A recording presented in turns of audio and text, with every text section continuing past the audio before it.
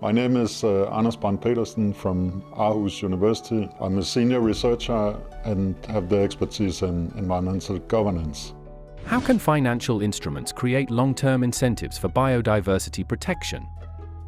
Financial instruments can create long-term incentives for biodiversity protection in many different ways. Basically, you can say that these financial instruments are a carrot. So they provide an incentive either by paying you for something to change your behavior, or in some cases instruments can also be used as taxes. What is the knowledge needed to design financial incentives that satisfy all parties involved? To do that, we need to know a little bit about the farmers. How high a subsidy, for instance, would a farmer need to change his or her practices? So if the financial incentive is too small, for instance, then maybe the farmer wouldn't change behavior.